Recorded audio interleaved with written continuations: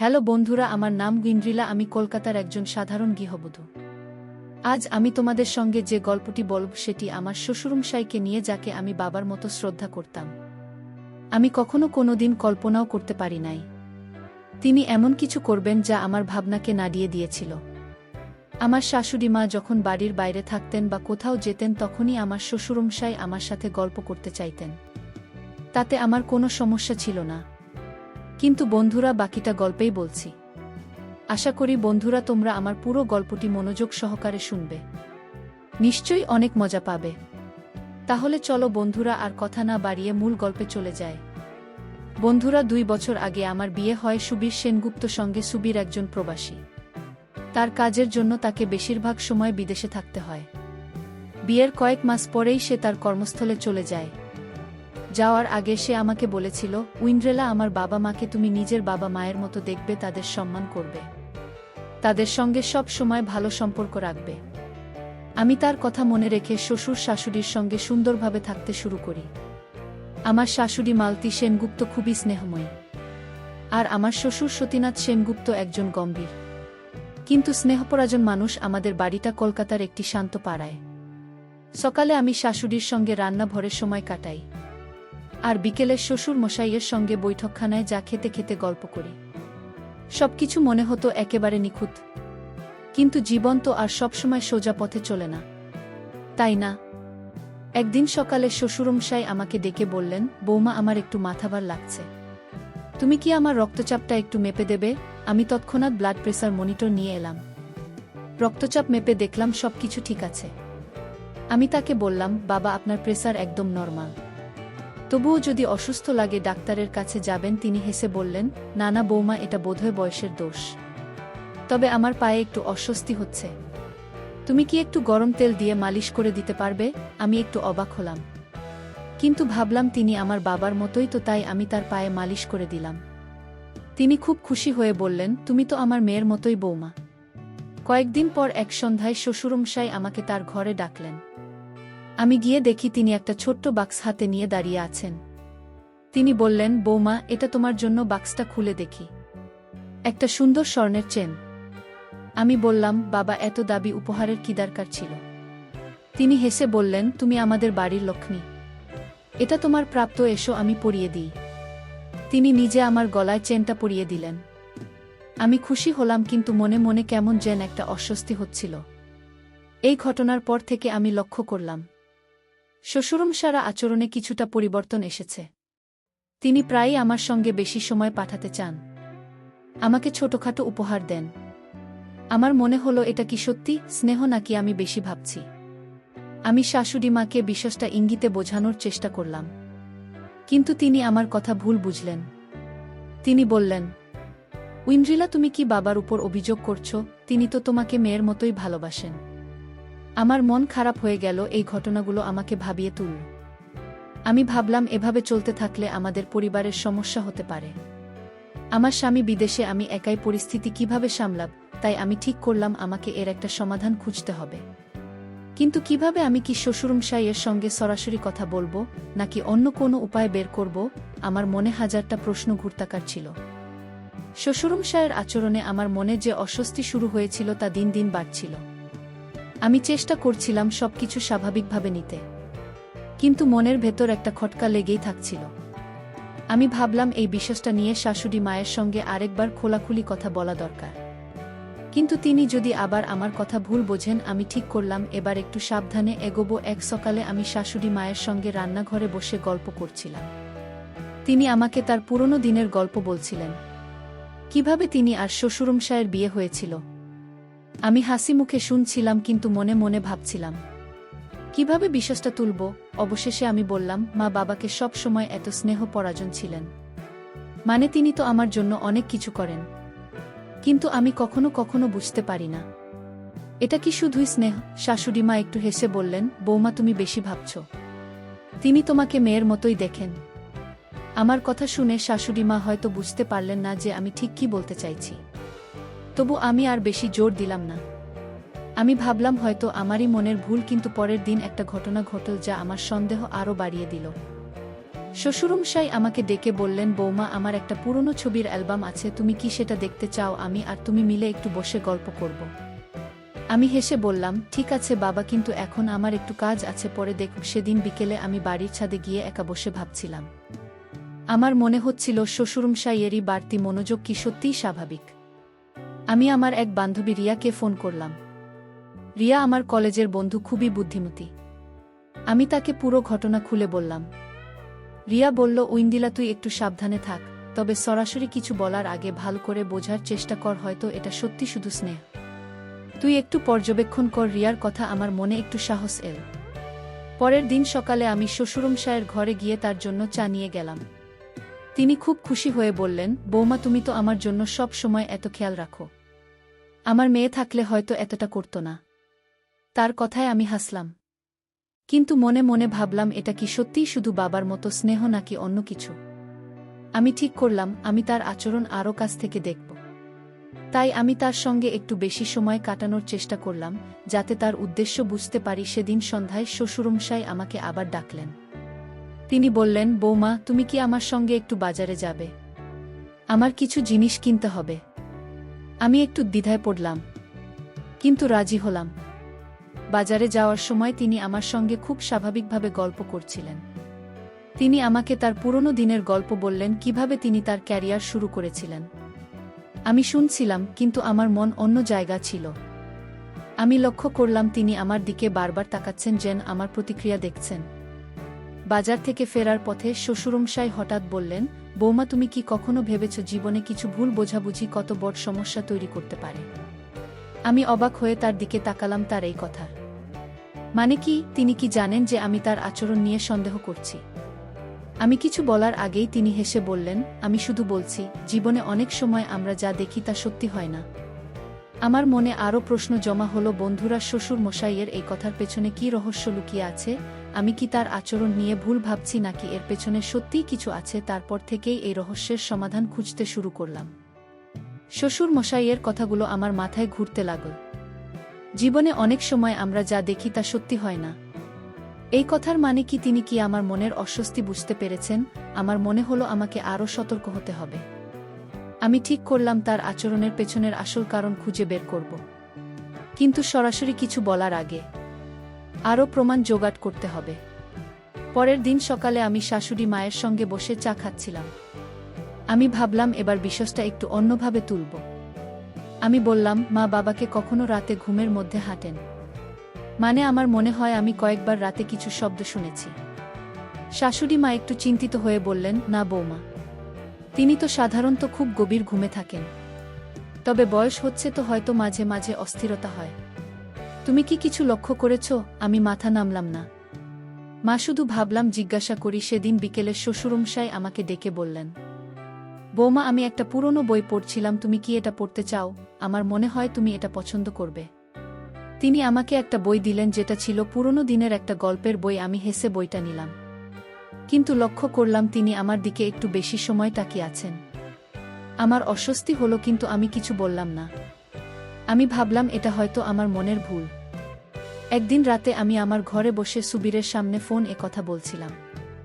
সুবীরকে আমি সব কিছু খুলে বলতে চাইলাম, কিন্তু ভাবলাম সে দূরে থেকে চিন্তা করবে, তাই আমি শুধু বললাম, তুমি কবে ফিরবে? আমার এখানে সব ঠিক আছে, তবে তোমাকে খুব মিস করি। সুবীর হেসে বলল, আর কয়েক মাস ঐন্দ্রিলা, তুমি বাবা মার খেয়াল রাখো। আমি হাসলাম, কিন্তু মনে মনে ভাবলাম, আমি কিভাবে এই পরিস্থিতি সামলাব। পরের দিন আমি বাড়ির কাজের মাসি লক্ষ্মীদির সঙ্গে গল্প করছিলাম। লক্ষ্মী দিয়ে আমাদের বাড়িতে অনেক দিন ধরে কাজ করেন। আমি তাকে জিজ্ঞাসা করলাম, লক্ষ্মীদি, তুমি কি কখনো বাবার আচরণে কিছু অস্বাভাবিক লক্ষ্য করেছ? লক্ষ্মীদা একটু হেসে বললেন, দিদি, বাবু তো খুব ভালো মানুষ। তবে হ্যাঁ, মাঝে মাঝে তিনি রাতে ঘরের বাইরে ঘোরাঘুরি করেন। আমি ভেবেছিলাম হয়তো ঘুমের সমস্যা। আমার মন আরও সন্দেহে ভরে গেল। সেদিন রাতে আমি ইচ্ছাকৃতভাবে আমার ঘরের দরজা একটু ফাঁকা রেখে ঘুমানোর ভান করলাম। আমি চাইছিলাম দেখতে শ্বশুরমশাই কি সত্যিই রাতে আমার ঘরের কাছে আসেন। অনেক রাত পর্যন্ত আমি জেগে রইলাম। হঠাৎ শুনলাম হালকা পায়ের শব্দ। আমার হৃৎপিণ্ড দ্রুত লাফাতে শুরু করল। আমি চুপচাপ অপেক্ষা করলাম, কিন্তু কেউ আমার ঘরে ঢুকল না। শব্দটা কিছুক্ষণ পর থেমে গেল। আমি উঠে দরজার কাছে গিয়ে দেখলাম বাইরে কেউ নেই। পরের দিন সকালে আমি শ্বশুরমশায়ের সঙ্গে স্বাভাবিকভাবে কথা বললাম। তিনি আমাকে দেখে হেসে বললেন, বৌমা, তুমি কি কাল রাতে ভালো ঘুমিয়েছ? আমার তো কাল ঘুম হয়নি। আমি অবাক হয়ে বললাম, কেন বাবা, কিছু সমস্যা হয়েছে? তিনি বললেন, না না, শুধু মনে হচ্ছিল বাড়িতে কিছু অস্বাভাবিক শব্দ হচ্ছে। আমি তাই একটু ঘুরে দেখছিলাম। আমার মনে হলো তিনি কি আমাকে কিছু বোঝাতে চাইছেন। বন্ধুরা, এই ঘটনাগুলো আমাকে আরও বিভ্রান্ত করছিল। শ্বশুর মশাইয়ের আচরণ কি সত্যি স্বাভাবিক, নাকি এর পেছনে কোনো রহস্য লুকিয়ে আছে? আমি কিভাবে এই বিষয়ে নিশ্চিত হব? শ্বশুরমশাই কথা আর তার আচরণ আমাকে রাতে ঘুমোতে দিচ্ছিল না। তিনি বলেছিলেন বাড়িতে অস্বাভাবিক শব্দ শুনেছেন, তাই ঘুরে দেখছিলেন। কিন্তু আমার মনে হচ্ছিল এর পেছনে আরও কিছু আছে। আমি ঠিক করলাম এবার আমাকে আরও সতর্ক হয়ে এগোতে হবে। আমি শাশুড়িমাকে আরেকবার বোঝানোর চেষ্টা করব, কিন্তু এমনভাবে যাতে তিনি আমার কথা ভুল না বোঝেন। সকালে আমি শাশুড়ি মায়ের কাছে গেলাম। তিনি বাগানে ফুলের গাছের যত্ন নিচ্ছিলেন। আমি তার পাশে বসে বললাম, মা, আমি একটা কথা বলতে চাই, আপনি দয়া করে আমার কথাটা শুনুন। আমি কাউকে দোষ দিতে চাই না, কিন্তু আমি কিছুটা চিন্তিত। শাশুড়ি মা গাছ থেকে চোখ সরিয়ে আমার দিকে তাকালেন। আমি বললাম, বাবা মাঝে মাঝে রাতে আমার ঘরের কাছে আসেন। আমি জানি তিনি আমাকে মেয়ের মতো দেখেন, কিন্তু আমার একটু অস্বস্তি হয়। শাশুড়ি মা কিছুক্ষণ চুপ করে থেকে বললেন, বৌমা, তুমি নিশ্চয়ই ভুল বুঝছ, তবে আমি বাবার সঙ্গে কথা বলবো। শাশুড়ি মায়ের কথায় আমার মনে একটু আশা জাগল। আমি ভাবলাম হয়তো এবার বিষয়টা পরিষ্কার হবে। কিন্তু সেদিন বিকেলে শ্বশুরমশাই আমাকে ডেকে বললেন, বৌমা, তুমি কি আমার সম্পর্কে মায়ের কাছে কিছু পড়েছ? আমি একটু ঘাবড়ে গেলাম। তিনি শান্ত গলায় বললেন, আমি জানি তুমি হয়তো আমার কিছু আচরণে অস্বস্তি বোধ করছো, কিন্তু আমি তোমাকে শুধু মেয়ের মতোই দেখি। তার কথায় আমি কিছু বলতে পারলাম না। আমার মনে হলো তিনি কি সত্যি এত নির্দোষ, নাকি আমাকে বোঝানোর চেষ্টা করছেন। সেদিন রাতে আমি আবার আমার ঘরের দরজা একটু ফাঁকা রাখলাম। আমি জানতে চাইছিলাম শ্বশুরমশাই কি আবার আমার ঘরের কাছে আসবেন। অনেকক্ষণ জেগে থাকার পর আমি হালকা পায়ের শব্দ শুনলাম। আমি চুপচাপ বিছানায় শুয়ে রইলাম। শব্দটা আমার দরজার কাছে এসে থামল। আমি ভাবলাম এবার কি তিনি ঘরে ঢুকবেন, কিন্তু কিছুক্ষণ পর শব্দটা আবার দূরে চলে গেল। আমি উঠে দরজার কাছে গিয়ে দেখলাম বাইরে কেউ নেই। আমার মনে হলো আমি হয়তো বেশি ভয় পাচ্ছি। পরের দিন আমি আমার বান্ধবী রিয়াকে আবার ফোন করলাম। আমি তাকে বললাম, রিয়া, আমি আর বুঝতে পারছি না। শ্বশুরমশাই বলছেন তিনি আমাকে মেয়ের মতো দেখেন, কিন্তু আমার মনে হয় তার আচরণে কিছু একটা অস্বাভাবিক আছে। আমি কি করব? রিয়া বলল, উইঞ্জিলা, তুই একটা কাজ কর, তুই শাশুড়ি মাকে নিয়ে একটু পর্যবেক্ষণ কর, তাকে তোর সঙ্গে রাখ, যাতে তিনি নিজে সব দেখতে পারেন। রিয়ার কথা আমার মনে ধরল। সেদিন সন্ধ্যায় আমি শাশুড়ি মাকে বললাম, মা, আমার রাতে একা থাকতে একটু ভয় লাগে। আজ তুমি কি আমার ঘরে থাকবে? শাশুড়ি মা হেসে বললেন, ঠিক আছে বৌমা, আমি তোর সঙ্গে থাকব। আমার মনে একটা পরিকল্পনা তৈরি হলো। আমি ভাবলাম যদি শ্বশুরমশাই আজ রাতে আবার আমার ঘরের কাছে আসেন, তাহলে শাশুড়ি মা নিজের সব দেখবেন। আমি চাইছিলাম এই ভুল বোঝাবুঝির একটা সমাধান হোক। রাতে আমরা দুজনে আমার ঘরে বসে গল্প করছিলাম। আমি ইচ্ছাকৃতভাবে দরজাটা একটু ফাঁকা রেখেছিলাম। শাশুড়ি মা আমাকে তার পুরনো দিনের গল্প বলছিলেন। হঠাৎ আমি একটা হালকা শব্দ শুনলাম। আমি শাশুড়ি মাকে ইশারায় চুপ করতে বললাম। আমরা দুজনেই চুপ করে অপেক্ষা করলাম। শব্দটা কাছে এলো, কিন্তু হঠাৎ থেমে গেল। আমি আর শাশুড়ি মা দরজার দিকে তাকিয়ে রইলাম, কিন্তু কেউ এলো না। শাশুড়ি মা বললেন, বোমা, হয়তো বাইরের কোনো শব্দ, তুমি ভয় পেও না। বন্ধুরা, এই ঘটনা আমাকে আরও বিভ্রান্ত করল। শ্বশুরমশাই কি সত্যিই রাতে আমার ঘরের কাছে আসছেন, নাকি আমি বেশি ভাবছি? শাশুড়ি মা কি আমার কথা পুরোপুরি বিশ্বাস করবেন? শাশুড়ি মা আমার ঘরে থাকার পরও রাতের শব্দ আমাকে শান্তি দিচ্ছিল না। আমি নিশ্চিত ছিলাম কিছু একটা ঘটছে, কিন্তু আমি ঠিক ধরতে পারছিলাম না। শ্বশুরমশায়ের কথা আর আচরণ আমার মনে সন্দেহের বীজ বপন করছিল। কিন্তু তিনি যখন বলেন তিনি আমাকে মেয়ের মতো দেখেন, তখন আমার নিজের উপরেই সন্দেহ হচ্ছিল। আমি ঠিক করলাম এবার আমাকে আরও সতর্কভাবে পরিকল্পনা করতে হবে। পরের দিন সকালে আমি লক্ষ্মীদির সঙ্গে আবার কথা বললাম। আমি তাকে বললাম, লক্ষ্মীদি, তুমি কি কখনো রাতে বাবাকে বাড়ির মধ্যে ঘোরাঘুরি করতে দেখেছ? আমি শুধু জানতে চাইছি। লক্ষ্মী দিয়ে একটু চিন্তিত মুখে বললেন, দিদি, আমি কয়েকবার দেখেছি। তিনি মাঝে মাঝে রাতে বাড়ির হলো ঘরে চুপচাপ হাঁটেন। আমি ভেবেছিলাম হয়তো ঘুম হচ্ছে না। তুমি কি কিছু নিয়ে চিন্তিত? আমি হেসে বললাম, না না, শুধু জানতে চাইলাম। সেদিন বিকেলে শ্বশুরমশাই আমাকে ডেকে বললেন, বৌমা, আমি একটা পুরনো রেকর্ড প্লেয়ার বের করেছি। তুমি কি আমার সঙ্গে কিছু পুরনো গান শুনবে? আমি একটু দ্বিধায় পড়লাম, কিন্তু রাজি হলাম। আমরা বৈঠকখানায় বসে পুরনো বাংলা গান শুনলাম। তিনি গানের সঙ্গে সঙ্গে তার যৌবনের গল্প বলছিলেন। আমি হাসি মুখে শুনছিলাম, কিন্তু লক্ষ্য করছিলাম তিনি বারবার আমার দিকে তাকাচ্ছেন। আমার মনে হলো তিনি কিছু বলতে চান, কিন্তু বলছেন না। সন্ধ্যায় আমি শাশুড়ি মাকে আবার বললাম, মা, আমার রাতে একটু অস্বস্তি হয়। আপনি কি আজও আমার ঘরে থাকবেন? শাশুড়ি মা হেসে বললেন, ঠিক আছে বৌমা, তুমি এত ভয় পাচ্ছ কেন? আমি থাকব। আমি ভাবলাম এবার আমি আরও সতর্ক থাকব। আমি ঘরের দরজা একটু ফাঁকা রাখলাম এবং শাশুড়ি মাকে বললাম, মা, আপনি একটু জেগে থাকবেন। আমি শুধু নিশ্চিত হতে চাই যে সবকিছু ঠিক আছে। তিনি একটু অবাক হলেন, কিন্তু রাজি হলেন। রাত গভীর হলো, আমরা দুজনে আমার ঘরে বসে গল্প করছিলাম। হঠাৎ আমি সেই পায়ের শব্দ শুনলাম। আমি শাশুড়ি মাকে ইশারায় চুপ করতে বললাম। শব্দটা আমার দরজার কাছে এসে থামল। আমার হৃৎপিণ্ড দ্রুত লাফাচ্ছিল। আমি শাশুড়ি মার দিকে তাকালাম। তিনিও শব্দটা শুনেছেন। আমি ধীরে ধীরে উঠে দরজার কাছে গেলাম। আমি লাইট জ্বালানোর আগেই শব্দটা আবার দূরে চলে গেল। আমি দরজা খুলে দেখলাম হলো ঘাট অন্ধকার, কেউ নেই। শাশুড়ি মা বললেন, বৌমা, এটা হয়তো বাড়ির কোনো শব্দ। তুমি এত চিন্তা করছো কেন?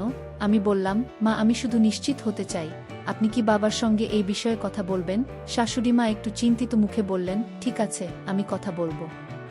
তবে তুমি এত ভয় পেও না। আমি মাথা নাড়লাম, কিন্তু মনে মনে ভাবলাম এবার আমাকে আরও গভীরে যেতে হবে। পরের দিন আমি আমার ঘরে একটা ছোট ডায়েরি লিখতে শুরু করলাম। আমি শ্বশুরমশাইয়ের প্রতিটি আচরণ, তার কথা আর রাতের শব্দগুলো লিখে রাখছিলাম।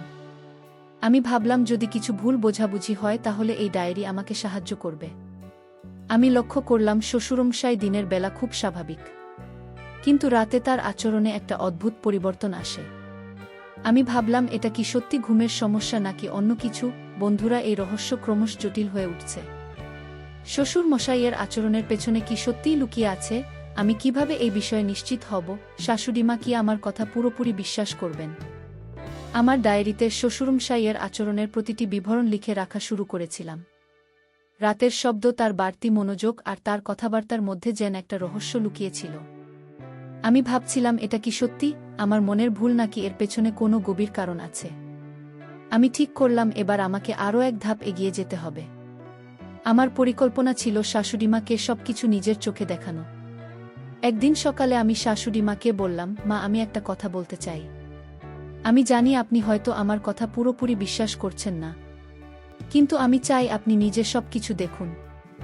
আজ রাতে আমার ঘরে থাকবেন। শাশুড়িমা একটু চিন্তিত মুখে বললেন, বৌমা, তুমি এত চিন্তা করছো কেন? তবুও ঠিক আছে, আমি আজ রাতে তোমার সঙ্গে থাকব। আমি মনে মনে একটু স্বস্তি পেলাম। সেদিন বিকেলে শ্বশুরমশাই আমাকে ডেকে বললেন, বৌমা, আমি একটা পুরনো ছবির ফ্রেম পেয়েছি। তুমি কি এটা দেখতে চাও? এটা আমার আর মালতীর বিয়ের সময়ের ছবি। আমি হেসে বললাম, নিশ্চয়ই বাবা। আমরা বৈঠকখানায় বসে ছবি দেখলাম। তিনি ছবির সঙ্গে সঙ্গে অনেক পুরনো গল্প বলছিলেন। আমি লক্ষ্য করলাম তিনি আমার দিকে বারবার তাকাচ্ছেন, কিন্তু এবার তার চোখে একটা অদ্ভুত উদ্বেগ দেখলাম। আমার মনে হলো তিনি কিছু লুকোচ্ছেন। রাতে আমি আর শাশুড়িমা আমার ঘরে বসে গল্প করছিলাম। আমি ইচ্ছাকৃতভাবে দরজাটা একটু ফাঁকা রেখেছিলাম। আমি শাশুড়িমাকে বললাম, মা, আজ রাতে যদি কোনো শব্দ শুনি আমরা একসঙ্গে দেখব। আমি শুধু নিশ্চিত হতে চাই। শাশুড়িমা মাথা নাড়লেন, কিন্তু তার মুখে একটা অস্বস্তি দেখা যাচ্ছিল। আমরা দুজনে চুপচাপ অপেক্ষা করতে লাগলাম। মাঝরাতের দিকে আমি সেই পরিচিত পায়ের শব্দ শুনলাম। আমি শাশুড়িমার হাত ধরে ইশারায় চুপ থাকতে বললাম। শব্দটা আমার দরজার কাছে এসে থামল। এবার আমি আর দেরি করলাম না। আমি দ্রুত উঠে লাইট জ্বেলে দিলাম। দরজা খুলতেই দেখলাম শ্বশুর মশাই হলো ঘরে দাঁড়িয়ে আছেন। তিনি আমাদের দেখে চমকে গেলেন। শাশুড়ি মাও অবাক হয়ে বললেন, তুমি এখানে কি করছো? শ্বশুর মশাই একটু ইতস্তত করে বললেন, আমি শুধু বাড়িটা একটু দেখছিলাম। আমার মনে হয়েছিল কিছু শব্দ হচ্ছে। আমি শান্তভাবে বললাম, বাবা, আপনি প্রায় রাতে আমার ঘরের কাছে আসেন। আমি এটা বুঝতে পারছি না। শাশুড়িমা চুপ করে আমাদের দুজনের দিকে তাকিয়ে রইলেন। আমি বললাম, মা, আমি এতদিন আপনাকে এই বিষয়ে বলার চেষ্টা করেছি, আজ আপনি নিজে দেখলেন। শ্বশুরমশাই হঠাৎ চুপ হয়ে গেলেন। তিনি বললেন, বৌমা, আমি জানি আমার আচরণে তুমি অস্বস্তি বোধ করছো, কিন্তু আমার কোনো খারাপ উদ্দেশ্য নেই। আমি শুধু চিন্তিত ছিলাম। আমি আর শাশুড়িমা অবাক হয়ে তার দিকে তাকালাম। তিনি বললেন, আমার মনে হয় আমি ঘুমের মধ্যে কিছু অদ্ভুত স্বপ্ন দেখি। আমি ভাবি বাড়িতে কিছু সমস্যা হচ্ছে, তাই আমি রাতে ঘুরে বেড়াই। শাশুড়িমা বললেন, তুমি এটা আমাকে কখনো বলনি। তুমি কি ডাক্তারের কাছে যাবে? শ্বশুরমশাই মাথা নিচু করে বললেন, আমি ভেবেছিলাম এটা নিজে নিজে ঠিক হয়ে যাবে। আমি আর শাশুড়িমা পরস্পরের দিকে তাকালাম। আমার মনে হলো হয়তো এবার আমরা সত্যের কাছাকাছি পৌঁছেছি। কিন্তু এই রহস্য কি পুরোপুরি সমাধান হবে? বন্ধুরা, শ্বশুর মশাইয়ের এই কথার পেছনে কি সত্যি লুকিয়ে আছে? তিনি কি সত্যিই মানসিক সমস্যায় ভুগছেন, নাকি এর পেছনে আরও কিছু আছে? শ্বশুরমশাইয়ের কথা শুনে আমার আর শাশুড়িমার মনে একটা নতুন দিক খুলে গেল। তিনি বললেন, তিনি ঘুমের মধ্যে স্বপ্ন দেখেন, যার কারণে রাতে ঘুরে বেড়ান। আমি আর শাশুড়িমা পরস্পরের দিকে তাকালাম। আমার মনে হলো হয়তো এটা সত্যিই কোনো মানসিক সমস্যা, কিন্তু আমি পুরোপুরি নিশ্চিত হতে চাইছিলাম। আমি ভাবলাম এবার আমাদের দ্রুত পদক্ষেপ নিতে হবে। পরের দিন সকালে আমি শাশুড়িমাকে বললাম, মা, আমাদের বাবাকে একজন ভালো ডাক্তারের কাছে নিয়ে যাওয়া উচিত। যদি এটা সত্যি ঘুমের সমস্যা বা মানসিক অসুস্থতা হয়, তাহলে তাড়াতাড়ি চিকিৎসা শুরু করা দরকার। শাশুড়িমা মাথা নাড়লেন এবং বললেন, তুমি ঠিক বলছো বৌমা, আমি এতদিন বুঝিনি যে তার এমন সমস্যা হচ্ছে। আমি আজই একজন বিশেষজ্ঞের সঙ্গে অ্যাপয়েন্টমেন্ট ঠিক করছি। আমি একটু স্বস্তি পেলাম, কিন্তু মনে মনে এখনও একটা প্রশ্ন ছিল, এটা কি পুরো সত্য? সেদিন বিকেলে আমি শ্বশুরমশাইয়ের সঙ্গে একটু কথা বলার চেষ্টা করলাম। আমি তাকে বললাম, বাবা, যদি আপনি কোনো সমস্যায় ভুগছেন, আমাদের সঙ্গে খোলাখুলি বলুন। আমরা আপনার জন্য চিন্তিত। তিনি একটু হেসে বললেন, বৌমা, আমি জানি আমার আচরণে তুমি অস্বস্তি বোধ করেছ। আমি সত্যিই দুঃখিত। আমার মনে হয় আমি ঘুমের মধ্যে কিছু অদ্ভুত স্বপ্ন দেখি, যার কারণে আমি রাতে ঘুরে বেড়াই। তার কথায় আমি কিছুটা আশ্বস্ত হলাম, কিন্তু পুরোপুরি নিশ্চিত হতে পারলাম না। শাশুড়িমা একজন বিশেষজ্ঞের সঙ্গে অ্যাপয়েন্টমেন্ট ঠিক করলেন। আমি ঠিক করলাম আমিও তাদের সঙ্গে ডাক্তারের কাছে যাব। আমি চাইছিলাম ডাক্তারের কাছে শ্বশুরমশাইয়ের সমস্যার পুরো বিবরণ জানতে। অ্যাপয়েন্টমেন্টের দিন আমরা তিনজন একসঙ্গে হাসপাতালে গেলাম। ডাক্তার শ্বশুরমশাইয়ের সঙ্গে অনেকক্ষণ কথা বললেন। তিনি কিছু প্রশ্ন করলেন, তার ঘুমের ধরন, স্বপ্ন আর দিনের বেলার আচরণ নিয়ে। শ্বশুরমশাই শান্তভাবে সব উত্তর দিলেন। ডাক্তার আমাদের বললেন, এটা সম্ভবত স্লিপ ডিসঅর্ডার এর একটা ধরন, যাকে বলে স্লিপ ওয়াকিং। এছাড়া মানসিক চাপ বা উদ্বেগও এই ধরনের আচরণের কারণ হতে পারে। আমি কিছু টেস্ট করতে চাই এবং কিছু ওষুধ দিয়ে শুরু করব। আমি আর শাশুড়িমা পরস্পরের দিকে তাকালাম। আমার মনে হলো হয়তো এবার আমরা সঠিক পথে এগোচ্ছি। শ্বশুরমশাই বললেন, বৌমা মালতী, আমি তোমাদের কষ্ট দিয়েছি। আমি সত্যিই দুঃখিত। ফেরার পথে আমি শ্বশুরমশাইয়ের দিকে তাকিয়ে দেখলাম তার চোখে একটা অদ্ভুত শান্তি। আমি ভাবলাম হয়তো তিনি সত্যিই কোনো সমস্যায় ভুগছেন এবং এটা তার নিয়ন্ত্রণের বাইরে। আমি শাশুড়িমাকে বললাম, মা, আমাদের বাবার পাশে থাকতে হবে। তিনি যাই করুন, আমরা তাকে সাহায্য করব। শাশুড়িমা হেসে বললেন, বোমারা, তুমি সত্যি আমাদের বাড়ির লক্ষ্মী। তুমি এত চিন্তা করেছ, তবু আমাদের সঙ্গে আছো। সেদিন রাতে আমি আমার ডায়েরিতে লিখলাম, আজ আমি বুঝলাম কখনো কখনো আমরা যা দেখি তা সত্যি নাও হতে পারে। শ্বশুরমশাইয়ের আচরণ আমাকে ভয় পাইয়েছিল, কিন্তু এখন মনে হচ্ছে এটা তার কোনো সমস্যার কারণে। আমি ঠিক করলাম আমি তার চিকিৎসায় পুরোপুরি সাহায্য করব। কিন্তু আমার মনে এখনও একটা ছোট্ট প্রশ্ন ছিল, এটা কি পুরো সত্য, নাকি এর পেছনে আরও কিছু আছে? বন্ধুরা, শ্বশুর মাসের সমস্যার সমাধান কি সত্যি হবে? আমাদের পরিবারে কি এই ভুল বোঝাবুঝি পুরোপুরি দূর হবে? শ্বশুরমশাই চিকিৎসা শুরু হয়ে গেল। ডাক্তার তাকে কিছু ওষুধ দিয়েছিলেন এবং নিয়মিত ফলোআপের পরামর্শ দিয়েছিলেন। আমি আর শাশুড়িমা মিলে তার পাশে থাকার চেষ্টা করছিলাম। ধীরে ধীরে আমি লক্ষ্য করলাম শ্বশুরমশাইয়ের আচরণে পরিবর্তন আসছে। তিনি আগের মতো রাতে ঘোরাঘুরি করছিলেন না, আর আমার সঙ্গে তার কথাবার্তা অনেক স্বাভাবিক হয়ে গিয়েছিল। একদিন সকালে শ্বশুর মশাই আমাকে ডেকে বললেন, বৌমা, আমি তোমার কাছে ক্ষমা চাইতে চাই। আমার আচরণে তুমি অনেক অস্বস্তিতে পড়েছিলে। আমি সত্যি জানতাম না যে আমার এই সমস্যা এতটা বড় হয়ে গিয়েছিল। আমি হেসে বললাম, বাবা, আপনি আমার বাবার মতো। আমি শুধু চাইছিলাম আপনি সুস্থ থাকুন। তিনি আমার হাত ধরে বললেন, তুমি আমাদের পরিবারের জন্য অনেক কিছু করেছ। আমি তোমাকে সব সময় মেয়ের মতোই দেখি। আমার চোখে জল চলে এল। শাশুড়ি মাও এই সময় আমাদের কাছে এসে বললেন, বোমা তুমি যদি এতদিন ধৈর্য না ধরতে তাহলে আমরা হয়তো এই সমস্যাটা বুঝতেই পারতাম না। আমি তোমার কথা ভুল বুঝেছিলাম, তার জন্য আমিও দুঃখিত। আমি শাশুড়ি মাকে জড়িয়ে চড়িয়ে বললাম, মা আমরা একটা পরিবার, ভুল বোঝাবুঝি হতেই পারে। গুরুত্বপূর্ণ হলো আমরা একসঙ্গে এটা সমাধান করেছি। আমাদের তিনজনের মুখে হাসি ফুটে উঠল। কয়েক সপ্তাহ পর শ্বশুরমশাইয়ের ডাক্তার আমাদের বললেন তার স্লিপওয়াকিং এবং উদ্বেগের সমস্যা অনেকটাই নিয়ন্ত্রণে এসে গেছে। তিনি বললেন, মিস্টার সেনগুপ্ত, সমস্যা মানসিক চাপ এবং বয়সজনিত কিছু পরিবর্তনের কারণে হয়েছিল। আপনাদের সমর্থন এবং সময়মতো চিকিৎসার জন্য এটা অনেকটা ঠিক হয়ে গেছে। আমি আর শাশুড়ি মা খুব খুশি হলাম। বাড়িতে ফিরে আমরা একসঙ্গে চা খেলাম। আর অনেকদিন পর আমাদের পরিবারে আগের মতো হাসি খুশি পরিবেশ ফিরে এল। একদিন সন্ধ্যায় আমি সুবীরের সঙ্গে ফোনে কথা বলছিলাম। আমি তাকে পুরো ঘটনা খুলে বললাম। সুবীর অবাক হয়ে বলল, ওই ইন্দ্রিলা, তুমি এত বড় বিশ্বাসটা একা সামলেছ। আমি খুব গর্বিত তোমার জন্য। আমি তাড়াতাড়ি বাড়ি ফিরছি। আমি হেসে বললাম, তুমি ফিরে এসো, তাহলেই আমাদের পরিবার হবে। সুবীরের কথায় আমার মন ভরে গেল। আমি বুঝলাম আমার ধৈর্য আর সঠিক পদক্ষেপ আমাদের পরিবারকে আবার এক করেছে। শ্বশুরমশাইয়ের সম্পূর্ণ সুস্থ হয়ে ওঠার পর আমরা একদিন বাড়িতে ছোট্ট একটা উৎসবের আয়োজন করলাম। আমি আর শাশুড়ি মা মিলে রান্না করলাম, আর শ্বশুরমশাই আমাদের সঙ্গে গল্প করতে করতে হাসছিলেন। তিনি বললেন, বোমা তুমি আমাদের পরিবারের শক্তি। তোমার জন্যই আমরা আজ এত খুশি। আমি হেসে বললাম, বাবা আমরা সবাই একে অপরের জন্যই আছি। বন্ধুরা, কখনো কখনো আমরা যা দেখি বা ভাবি তা সত্যি নাও হতে পারে। আমার শ্বশুর মশাইয়ের আচরণ আমাকে প্রথমে ভয় পাইয়েছিল, কিন্তু যখন আমি তার সমস্যার আসল কারণ জানলাম তখন বুঝলাম তার কোনো খারাপ উদ্দেশ্য ছিল না। আমার মনের ভুল বোঝাবুঝি আমাকে প্রায় ভুল পথে নিয়ে যাচ্ছিল, কিন্তু ধৈর্য আর খোলাখুলি আলোচনার মাধ্যমে আমরা সব সমাধান করতে পেরেছি। বন্ধুরা, সবশেষে আমি তোমাদেরকে বলব, জীবনে ভুল বোঝাবুঝি হলে তাড়াহুড়ো করে সিদ্ধান্ত নেওয়া উচিত নয়। খোলাখুলি কথা বলা, ধৈর্য ধরা আর একে অপরের প্রতি বিশ্বাস রাখা খুব জরুরি। যদি কখনো তোমাদের জীবনে এমন পরিস্থিতি আসে তাহলে শান্ত মাথায় সমাধান খোঁজার চেষ্টা করো। আশা করি আমার এই গল্পটি তোমাদের ভালো লেগেছে এবং সামান্য কিছু হলেও শিখাতে পেরেছি। বন্ধুরা, আমার গল্পটি যদি তোমাদের ভালো লাগে তাহলে লাইক, শেয়ার এবং সাবস্ক্রাইব করে পাশে থেকো। আর এতক্ষণ ধৈর্য ধরে এই গল্পটি শোনার জন্য তোমাদের সবাইকে অসংখ্য ধন্যবাদ।